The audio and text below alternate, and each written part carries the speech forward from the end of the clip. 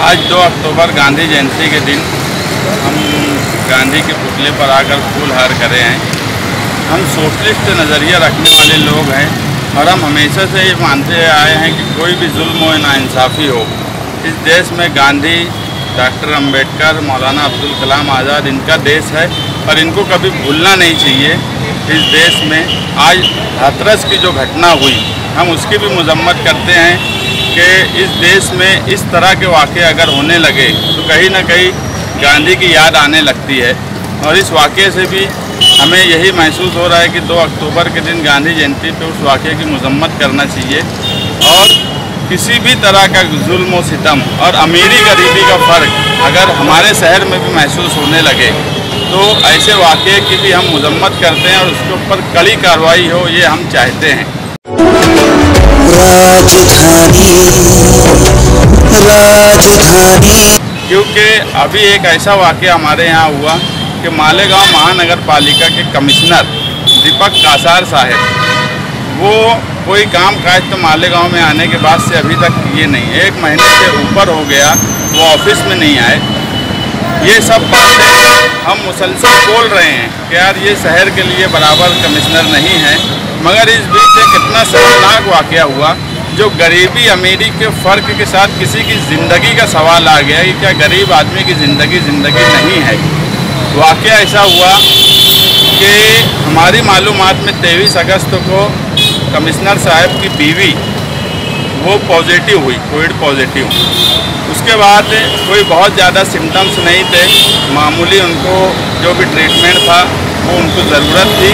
किसी को भी हो, वो कोई बहुत बड़ा आदमी हो या छोटा आदमी हो, अगर उसकी कोई इस तरह कोविड पॉजिटिव या कोई भी मर्ज हुआ तो उसका ट्रीटमेंट होना चाहिए। ये सच बात है, उसमें गरीब अमीर का सवाल नहीं है। मगर उनके सरकारी बंगले पे उनकी बीवी का ट्रीटमेंट चल रहा था, वो खुद उसके लिए क्वारंटाइन हो गए।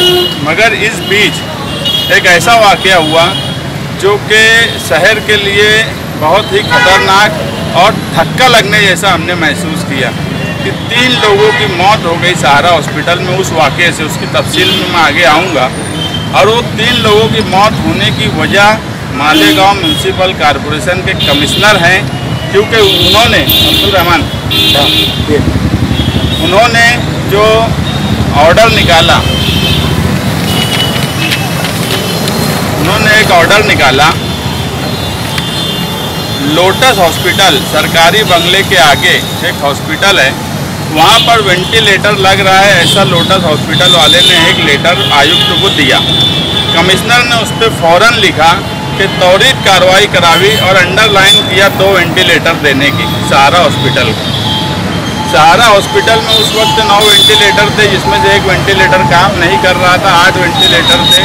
8 वेंटिलेटर पे उस वक्त पेशेंट थे, यानी सीरियस। जब वेंटिलेटर उसी वक्त किसी को लगता है जब वो एकदम ज़िंदगी और मौत के बीच में आ जाए, ऐसे हालात में ही वेंटिलेटर लगाया जाता है।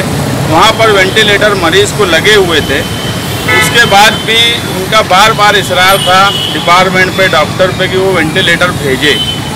हमारी मालूमात में फ़ोन पे भी उन्होंने वहाँ पर बातचीत की और आखिरी में उन्होंने ये तय किया कि एक ही वेंटिलेटर भेजा जाए। और वो बार बार एक ही बात बोलते थे कि उनकी वाइफ को बैकअप के लिए चाहिए, उनका ट्रीटमेंट चल रहा है, मगर खुदा न खास्ता अगर उनको आगे सीरियस हो गए तो बैकअप के लिए वेंटिलेटर लोटस में उन्होंने रखवाया। 25 अगस्त को वो वेंटिलेटर 7 बजे के आसपास वहाँ गया।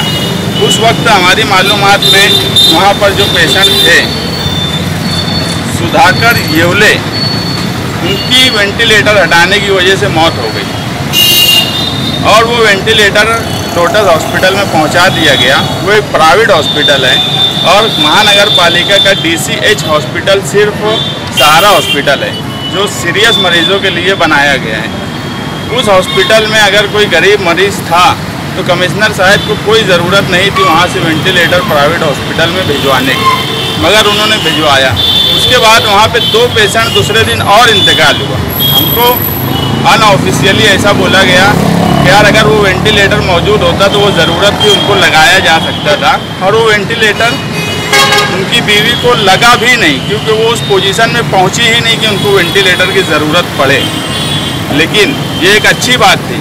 और मेरा ये बोलना है कि वो कमिश्नर थे, उनके पास रुपये पैसे की कोई कमी नहीं है। अगर उनकी बीवी को कल की ज़रूरत पड़ भी गई होती तो उनके असर और रसूख बहरहाल हम गरीबों से क्या, हम लोगों से भी बहुत ज़्यादा है। फ़ौरन उनको ट्रीटमेंट मिल सकता था अगर ज़रूरत पड़ती तो। किसी का वेंटिलेटर हटा के मंगवाना, ये हम मानते हैं कि इनके इस फैसले से जो ऑर्डर उन्होंने पास किया वो मौत हुई है। और ये मौत का जिम्मेदार हम मालेगांव महानगर पालिका के कमिश्नर को मानते हैं। और उनके ऊपर अभी यहाँ से हम सिटी पुलिस स्टेशन जाएंगे और वहाँ उन पर FIR हो और IPC की दफ़ा 304 कि इनकी वजह से कि अगर किसी की वजह से कोई मरता है, अगर कोई खुदकुशी करता है किसी की वजह से, तो उस पर भी 304 लगता। कोई अनजाने में भी ऐसा फैसला हो जाए जिसकी वजह से किसी की मौत हो जाए तो उस पर भी 304 लगता। तो हम यही चाहेंगे कि इस पर 304 FIR कमिश्नर पे दाखिल हो और उसकी पूरी इंक्वायरी हो। 23 अगस्त से 26 अगस्त के बीच में कमिश्नर साहब ने सहारा हॉस्पिटल से जिन जिन लोगों से बातचीत की उनकी फ़ोन रिकॉर्डिंग की तफसील ली जाए और इन्होंने क्या बातचीत की वो तफसील आना चाहिए। और ये बहुत बड़ा मामला है, ये कोई छोटी बात नहीं है। किसी की ज़िंदगी से बढ़ के दुनिया में कोई चीज़ नहीं होती। बाकी हर चीज़ को माफ़ किया जा सकता है, मगर किसी की ज़िंदगी अगर कोई वजह से उसकी मौत हो जाए तो हमारी समझ से उसमें किसी किस्म की माफ़ी नहीं होना चाहिए। वो कितना भी बड़ा आदमी हो, वो कितने भी आला मर्तबे पे बैठा हुआ हो, वो CM हो कि PM हो कि कलेक्टर हो या कमिश्नर हो, इस मामले में कतई माफ़ी नहीं होना चाहिए। इसकी पूरी चौकसी होना चाहिए FIR होने के बाद, और उसके बाद जो भी कार्रवाई है उनके ऊपर सब इंक्वायरी करने के बाद वो होना चाहिए। और मैं मीडिया से भी ये गुजारिश करूँगा कि ये ज़िंदगी और मौत का सवाल है, इसे ऊपर तक पहुँचाना चाहिए। और हम भी कोशिश करेंगे कि महाराष्ट्र सरकार भी इसकी इंक्वायरी करे, वहाँ तक कोशिश की जाएंगी। अगर अभी पुलिस ने FIR ले ली तो हमारी कार्रवाई शुरू हो जाएंगी। अगर पुलिस ने FIR नहीं ली, उनसे बातचीत करने के बाद तो फिर हम आगे की क्या कार्रवाई करना है वो करेंगे।